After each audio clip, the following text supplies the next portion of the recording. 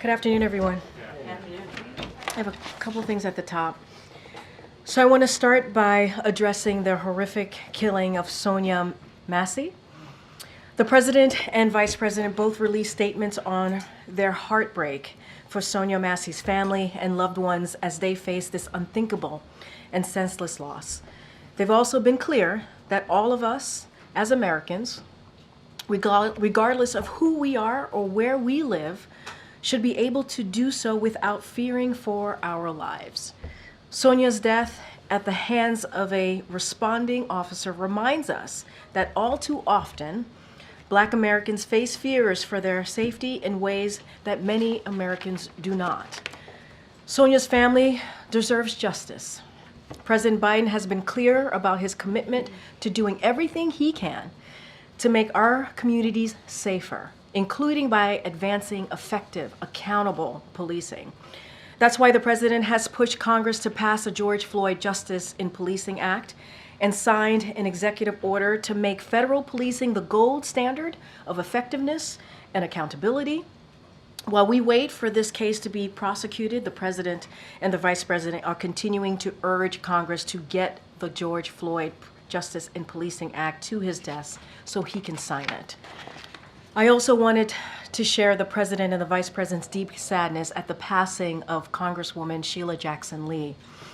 No matter the issue, from delivering racial justice to building an economy for working people, she was unrelenting in her leadership. Leadership she demonstrated in her work to reauthorize the Violence Against Women Act, make Juneteenth a federal holiday, and reintroducing the George Floyd Justice in Policing Act.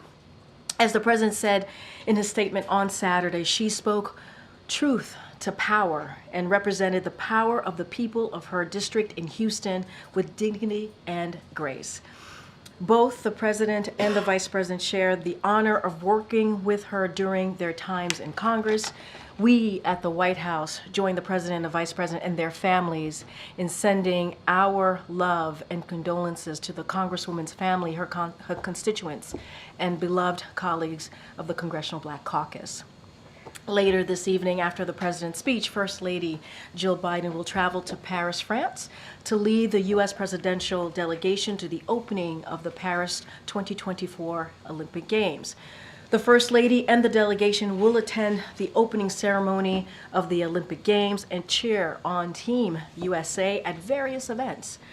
The First Lady previously led the U.S. delegation to the opening of the Tokyo 2020 Olympic Games, which were held in the summer of 2021 due to COVID-19. And finally, as you all know, and certainly are tracking, what we saw from the President the last couple of days is what we have seen from him over the last several decades. Human decency, patriotism, a good man, who puts the American people ahead of himself.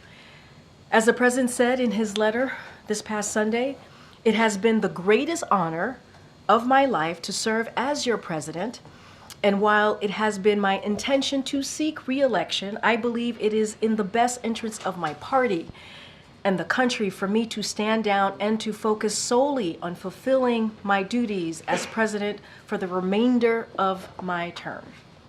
As a member of his team and as an American, I am proud of this President's record. He's accomplished more in nearly one term than most presidents have in 2 terms. The President remains focused on fighting for the American people and building on the historic progress his administration has made.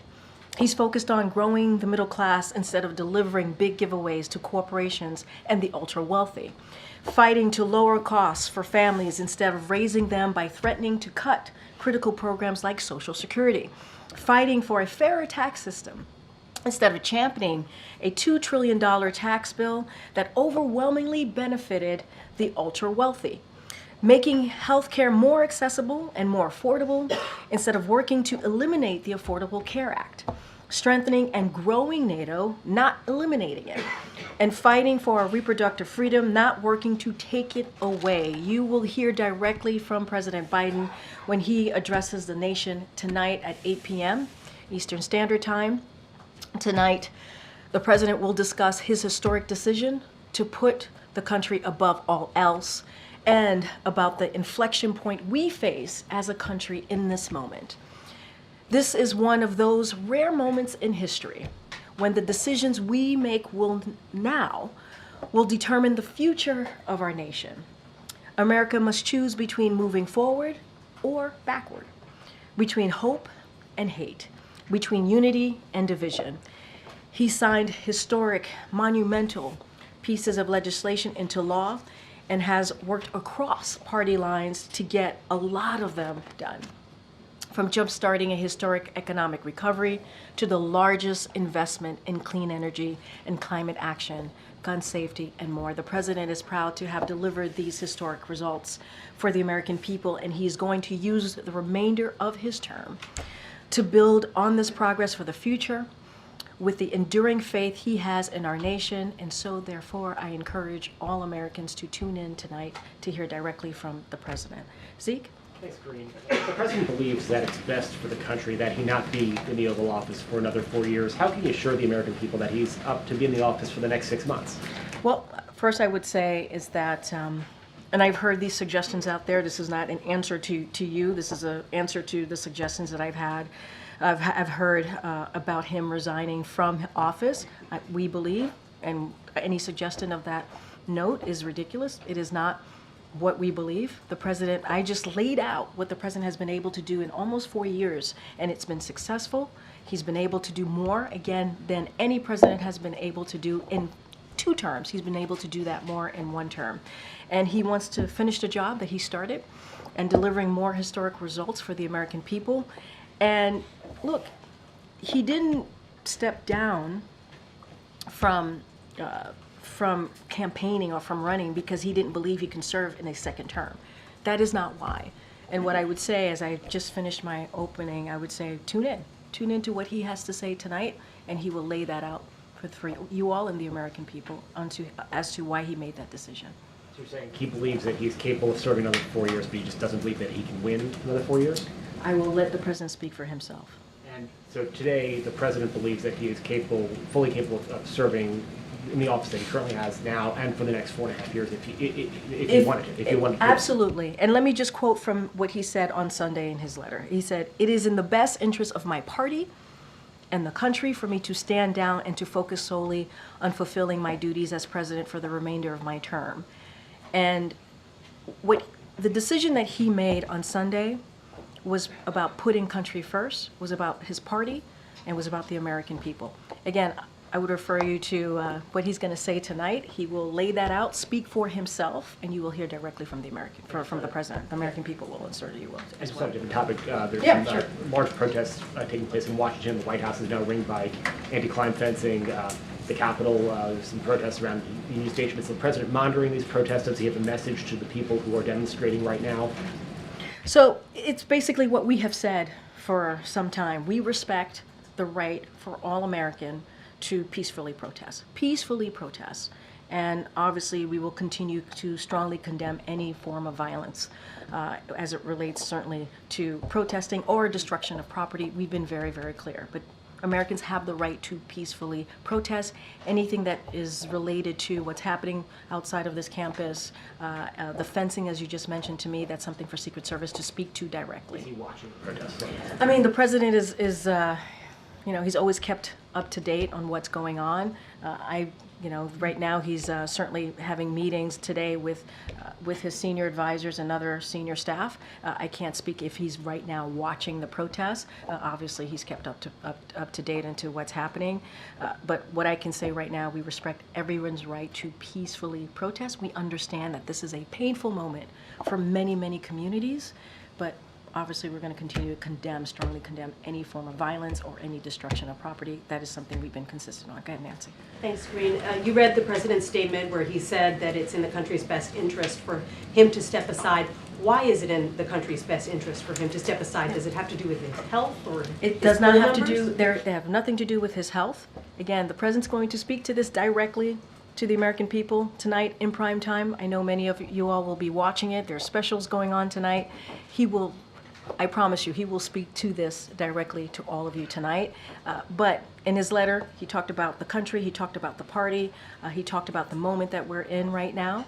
It is not about his health. I can say no, that's not the reason, but hear him out tonight. And the president denied for weeks, and you denied for weeks, that he was even thinking of stepping aside. What changed from all those days that he had that message to Sunday? So look, he's going to address this as well this evening. Let him speak for himself. But here's what I will say. And I think we gave a little bit of a TikTok to all of you. He met with a small group of advisors on Saturday evening, and with his family, and was thinking through how to move forward. Sunday afternoon, he made that decision. It was in a very short period of time, as you can imagine. And then at 1:45, he got on the phone with some of his assistants to the president, some advisors. He let them know, and then minutes later, a letter went out.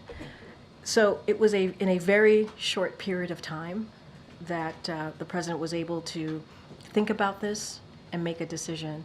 But I would say again, the president's going to address the American people. You will hear directly from him tonight. Hey, can you talk a little bit more about how he's feeling after making such an extraordinary decision, like you said, making it quickly? Yeah. Did he feel bullied to leave the race? I'm going to let the president speak for himself. Look, this obviously is a historic moment, but a decision like this is very personal. It's not easy to make. And I think there are very rare politicians who could look at the situation and make a decision, right?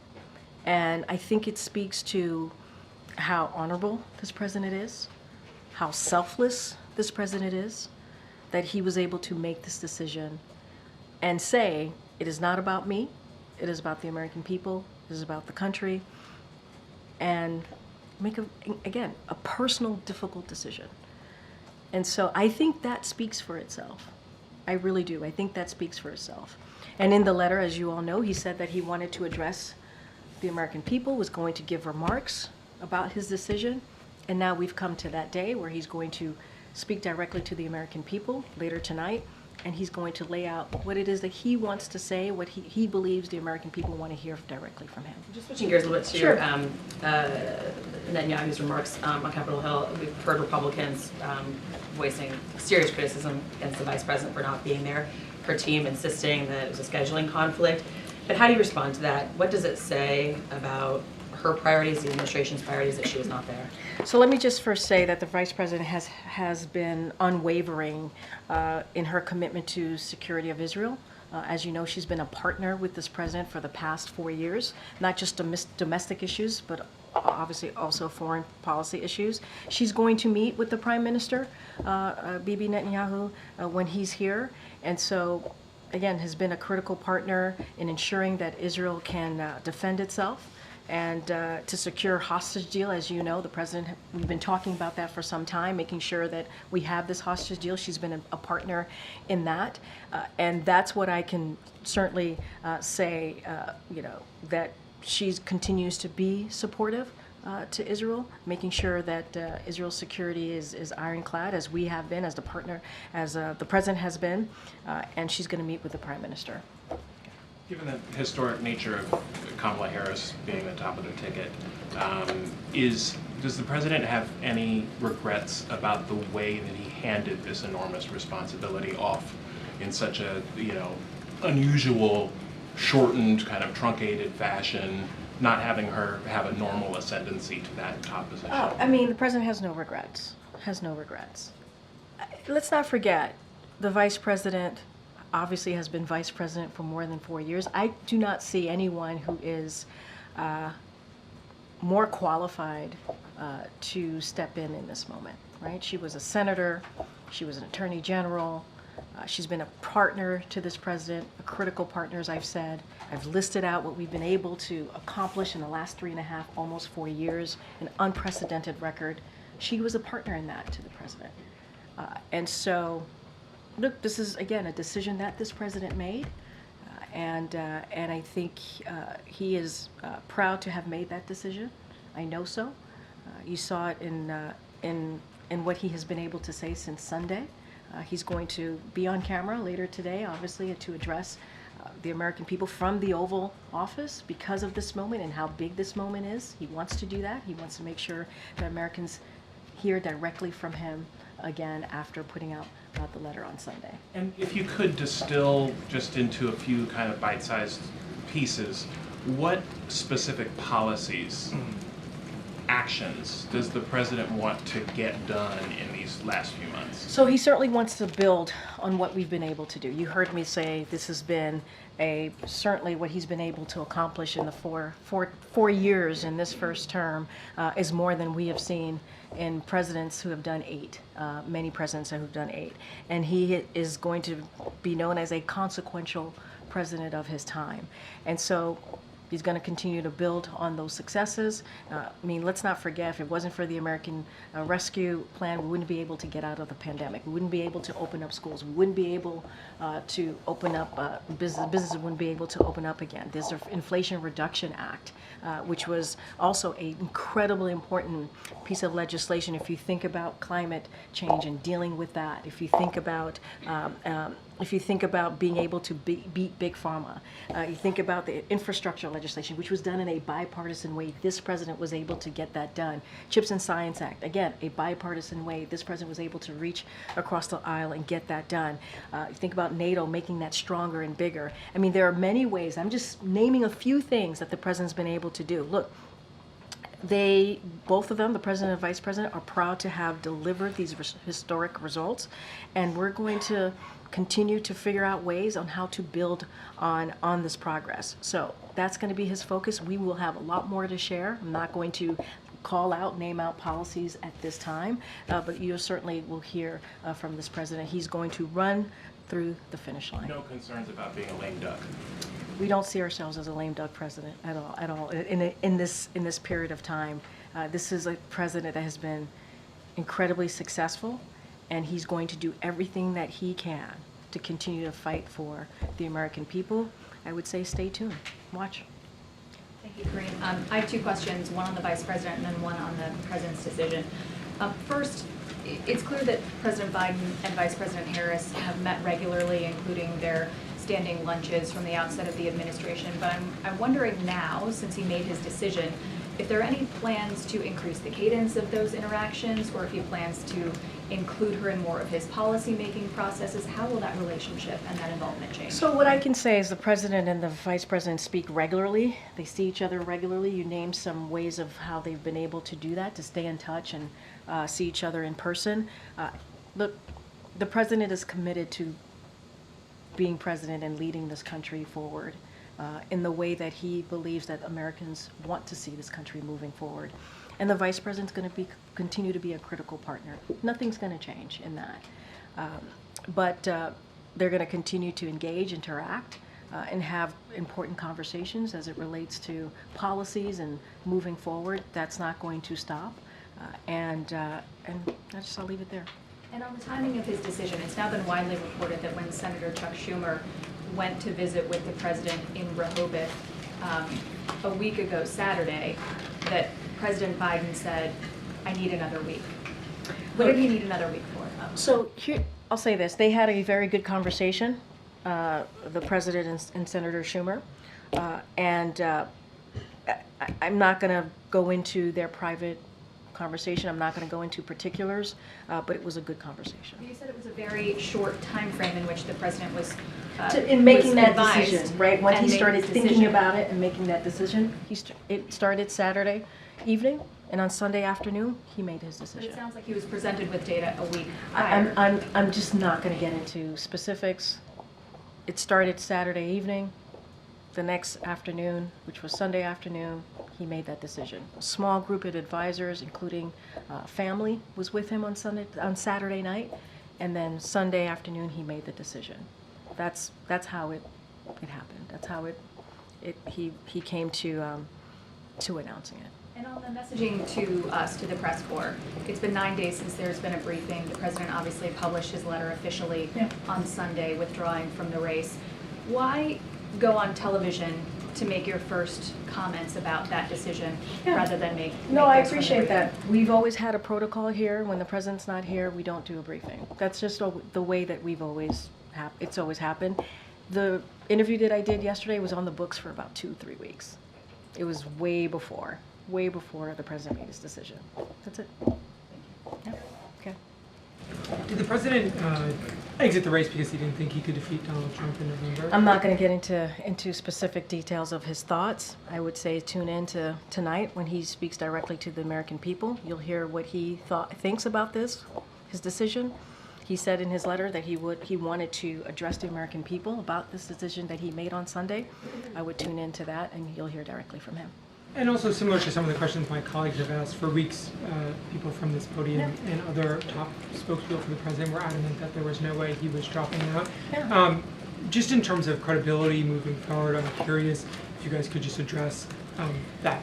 I mean, issue. I kind of addressed it a couple times of the president's decision making. When when folks from my team, from folks from this White House said that he wasn't going to drop out or he was not planning to drop out, that's where we were.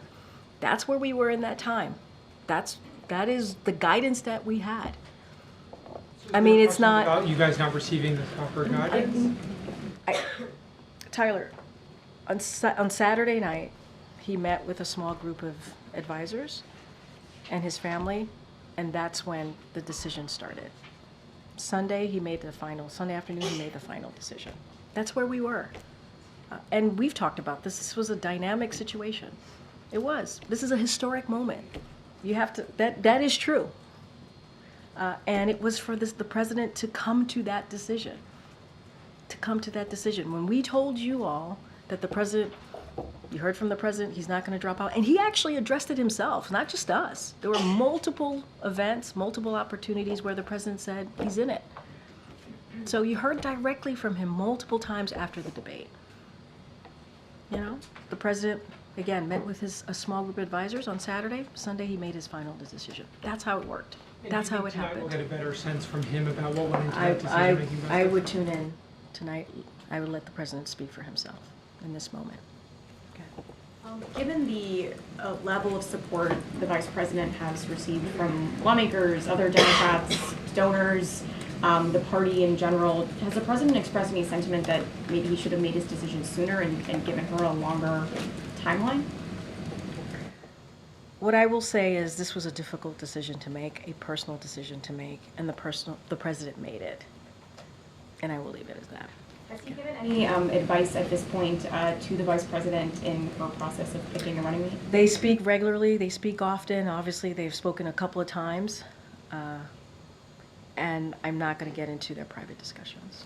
Okay. Is the Vice President or her staff going to be more closely involved in the day-to-day operations of the administration, given that she's now the I kind of got this question moments ago. Nothing more to add. Where the vice president's been a critical partner. She's been played an important role to a lot of decisions that have been made in the past 3.5 years. That's not going to change.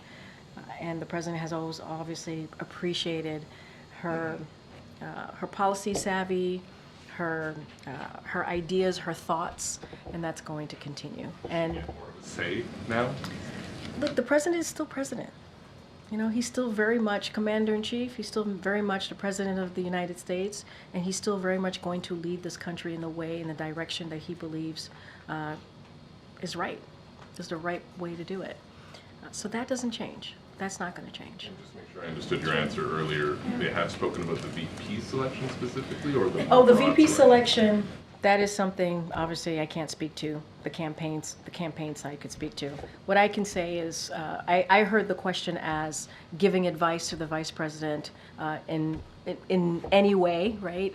They've spoken many times. I'm just not going to get into private conversation. The VP pick specifically, anything related to that, obviously the campaign can speak to that more if you want more details. But Vice President Harris won't have extra staff in meetings that wouldn't normally be there for some sort of overlap transition. I would say type that of thing. nothing is going to change. The president is the president of the United States. He's going to continue to lead this administration the way that he sees fit. They are partners. They are partners. They have been. She's been, again, a critical partner in some of the big piece items that we've been able to get done on behalf of this country. Obviously, she's going to play a role as she has done in the past. Did you watch the Prime Minister's speech?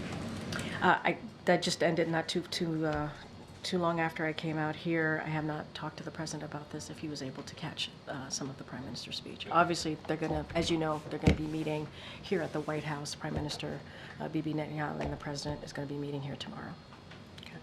Thanks, Karine. This was a White House that was operating obviously with an eye towards the next 6 months, but also thinking it might have 4 more years to serve as well. I know it's early, but can you talk through whether there's been any sort of new direction about how this White House will operate, given that you only have this short amount of time left? And obviously the president was also balancing a re-election campaign at the same time. Does this free him up?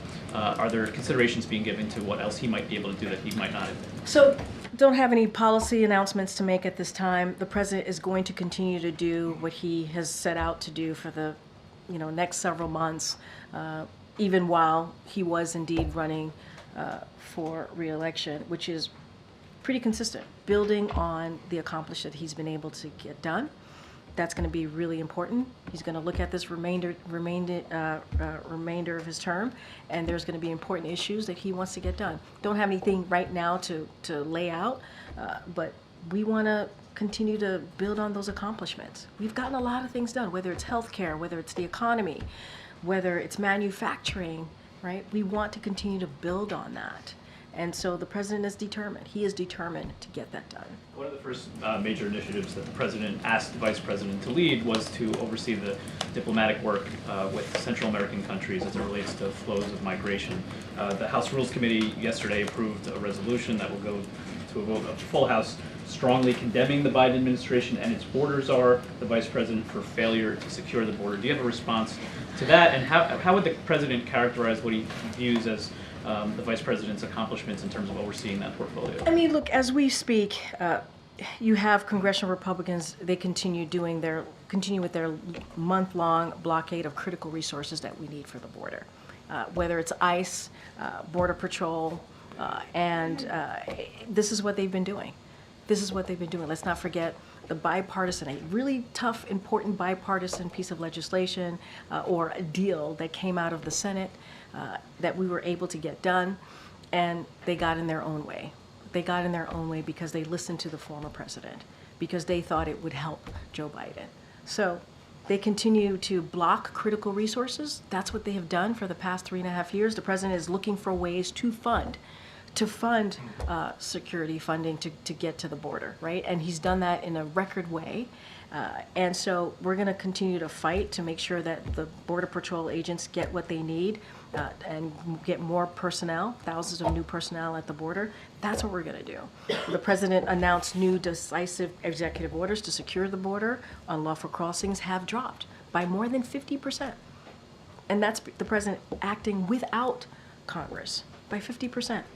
They are now lowered at this point than they were in 2019 and lower than when the former president left office. And the president's doing that on his own. On his own. They get in the way, he finds other ways to make things happen. That's been the story of this administration. One more question. Obviously, the Secret Service director resigned yesterday. I'm also curious if there is any consideration to increasing the security around the vice president now, and whether the resources of the Secret Service are affected by that in that decision as well. Yeah, that's something for the Secret Service to speak to. That's something for the Vice President's campaign to speak to. I don't have anything to add on that as it relates to protection.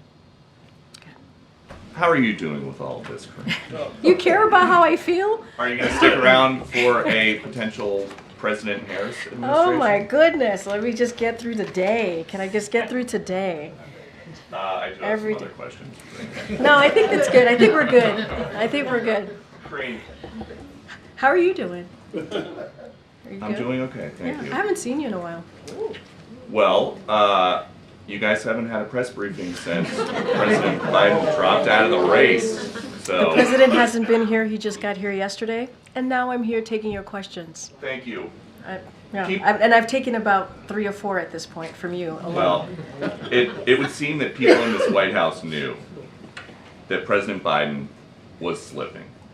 And it was hidden from the American people. So who ordered White House officials to cover up a declining president? I know that that is a narrative that you love and Well, to. when he No, no, goes no, no. in Wait, 10 days, hold on. he did a press conference Hold at on. NATO. Hold I'm on. in it. There's all these things that I Hold need on. to finish. And then 10 days later, I'm dropping out. Okay, wait, okay, you're asking me like multiple questions here. Let me, wait.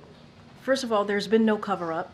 Want to be very clear about that. I know that's the narrative that you all want. Wait, no, you can't. Well, Okay. I've been with President Biden for 5 Are years. you going to let me answer the question? Would you at least admit that the debate was not just a bad night? Wait, can I answer the question? Yes. All right, are you sure? Yes. Okay. To your first question, it is not a cover-up. I know that is the narrative that you all want. It is not. I'm going to say this again, and you're going to hear directly from the president. I hope you listen tonight. I think it's going to be incredibly powerful and important. The Oval Office, presidents, as you know, when they make speeches from the Oval Office, it's because there are important moments that they want to directly make sure that the American people hear from them, and it's obviously going to be done in prime time. I would listen to the president. And then what I will say is that it is not easy making a decision that the president made on Sunday. It is just not. It is not.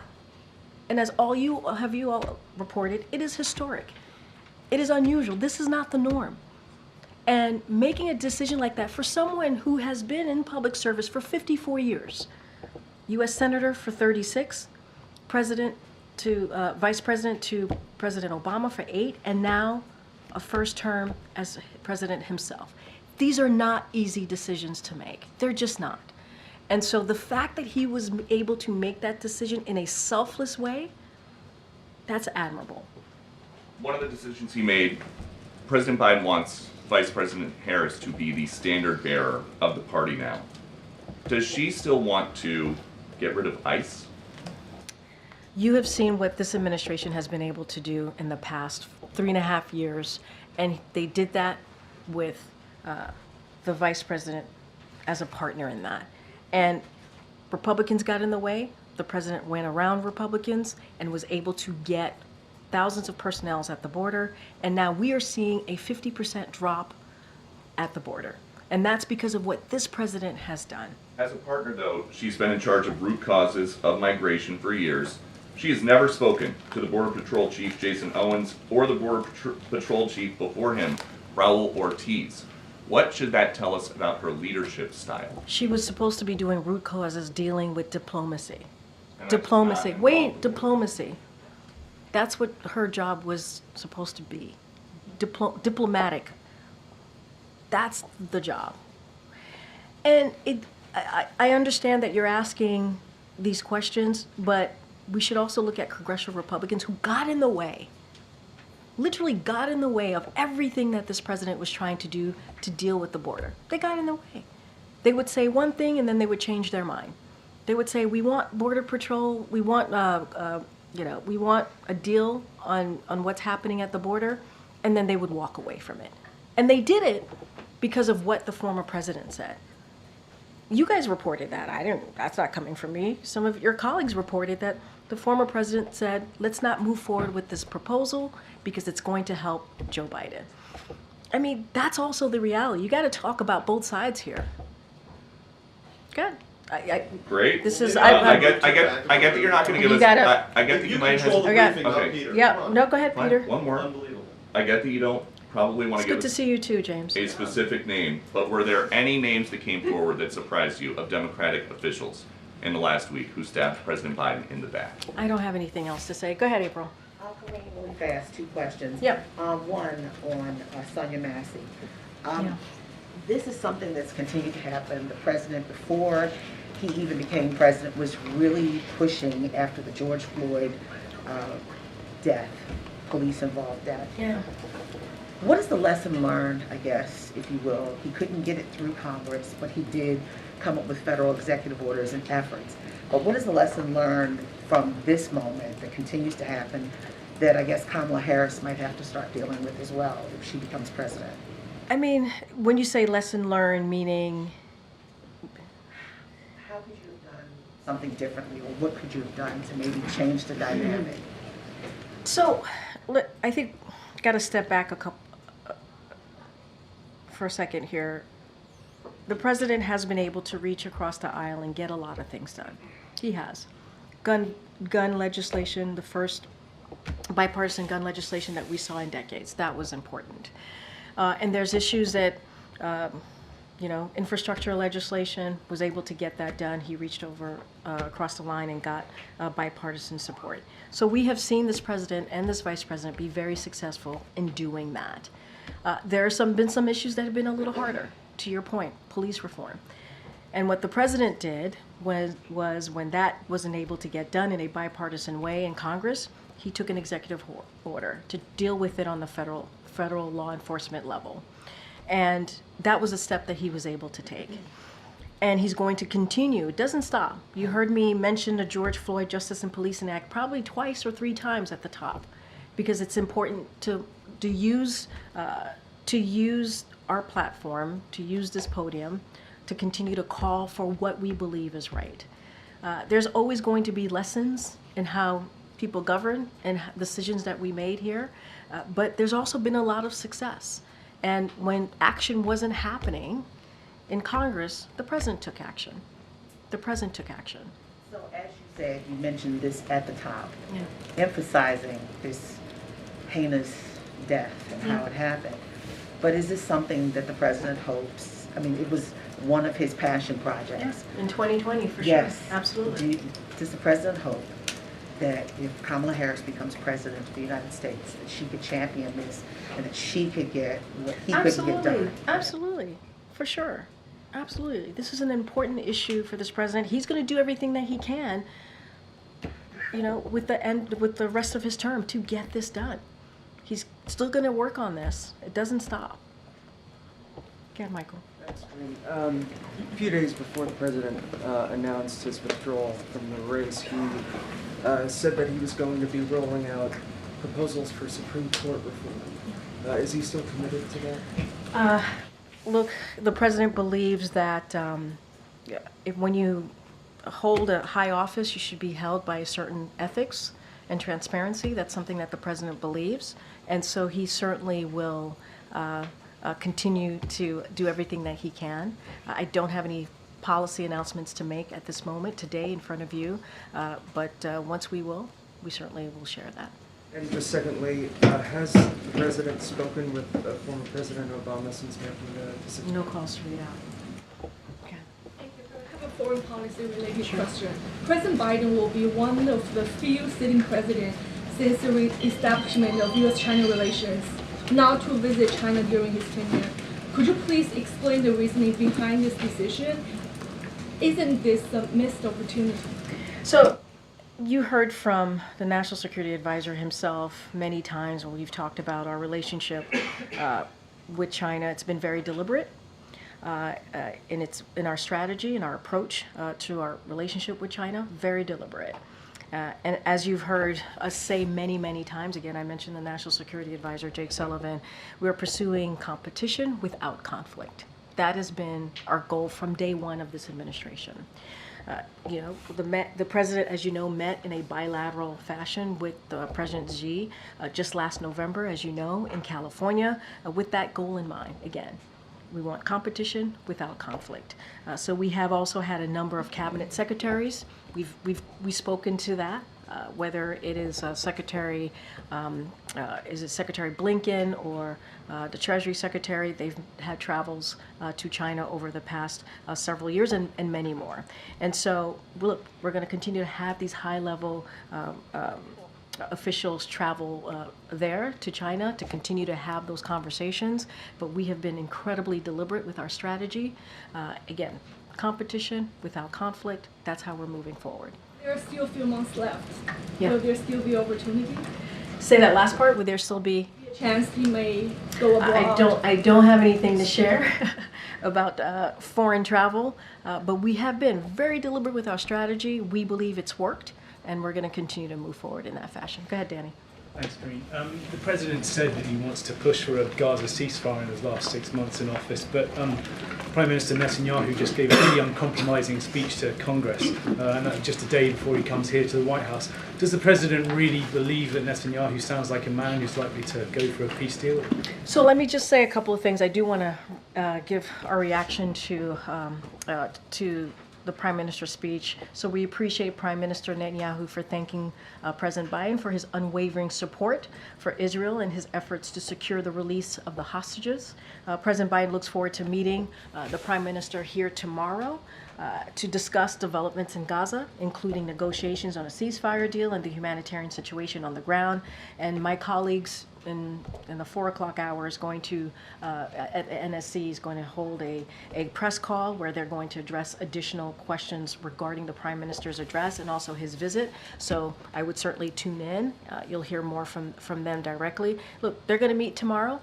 The president has always been clear on how he sees the future, a two-state solution. He's always supported that. That's something that he's going to continue to speak to. They're going to have a conversation tomorrow. The president looks forward to that. The vice president's also going to have a meeting with the prime minister tomorrow.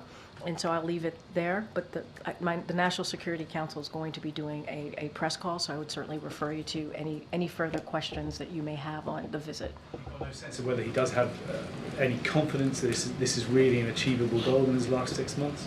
I believe that the president is optimistic.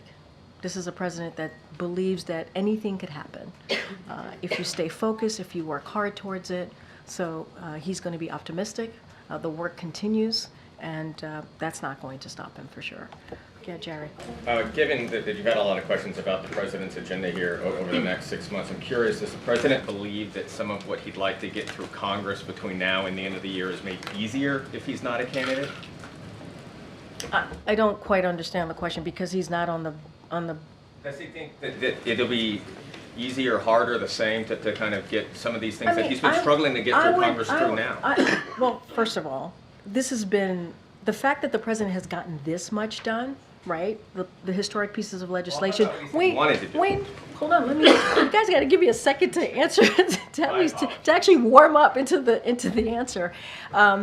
So, look, the president has gotten a lot done. Historic amount of legislation passed. Historic pieces of legislation passed, and that wasn't done with an easy political climate, right? It's not. I mean, I think you could agree with me there.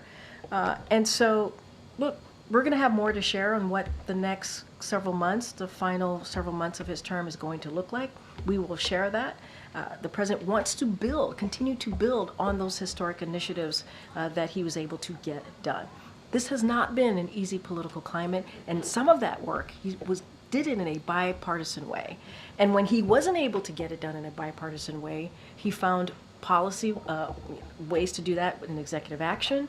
And we've been able to be successful, whether it's the border, right? Whether it's trying to get things done on the student loan side.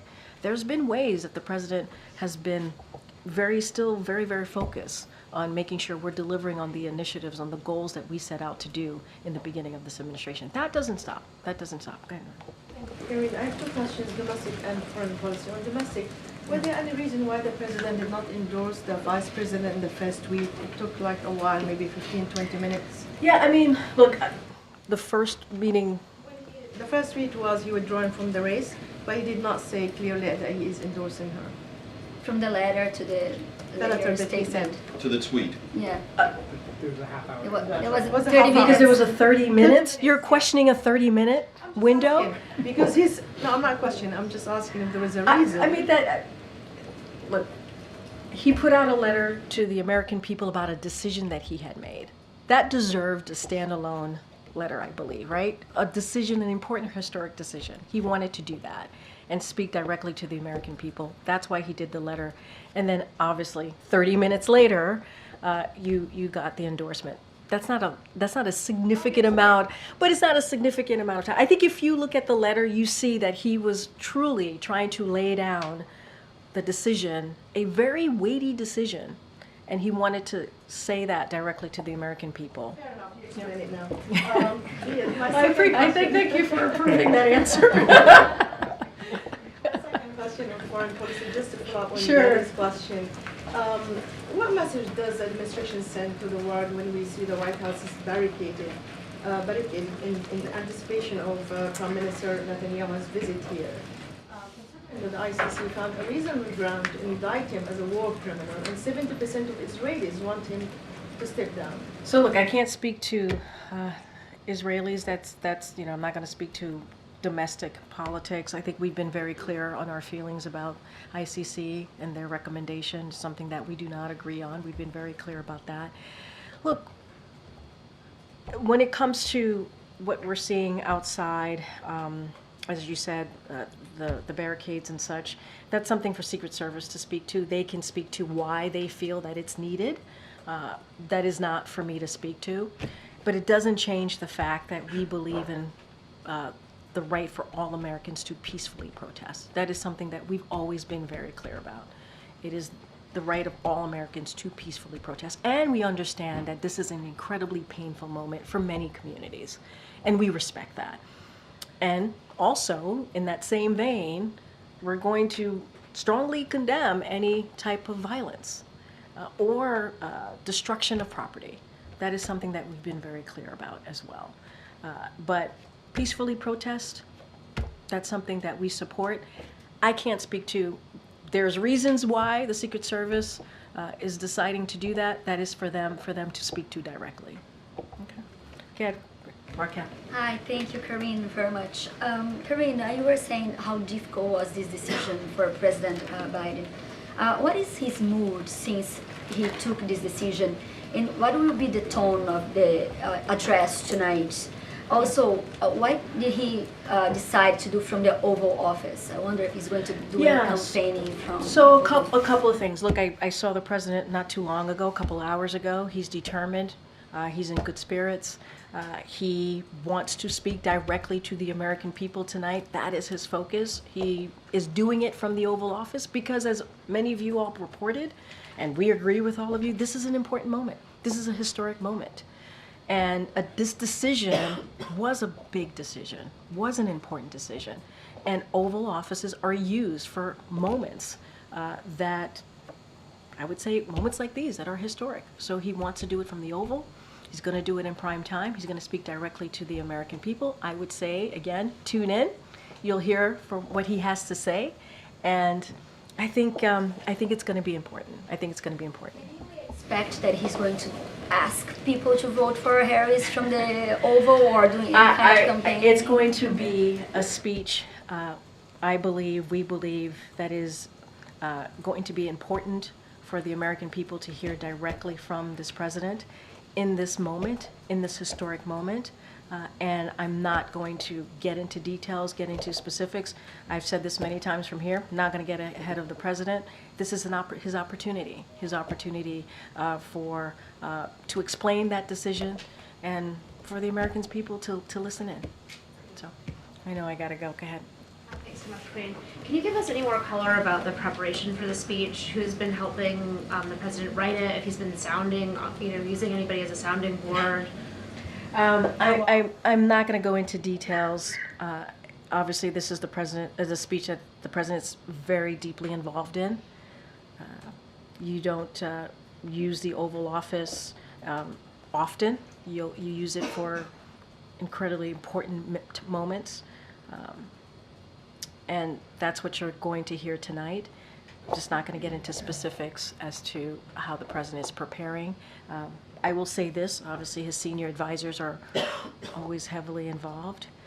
And this is a president that's taking this very seriously, very focused, like he does with any other speech. And so, tune in. And can you say whether or not you'd be willing to have the president's doctor come to the podium, particularly given that the president does intend to serve out his term, and there have been a number of questions about, his fitness for office. Some of those questions could be settled if perhaps there's if his doctor would come to the podium, or if more medical records could be released. You heard from the president's doctor, I believe, every day that he had COVID. He gave his assessment of what was going on, what was happening.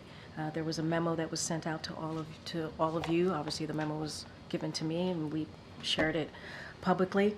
I don't have anything else. And you've heard me say this many times, there was an extensive medical evaluation that was done, physical that was done in February. You all have that. I just don't have anything else to share from here. All right, thanks everybody. I'll be back tomorrow. Thanks.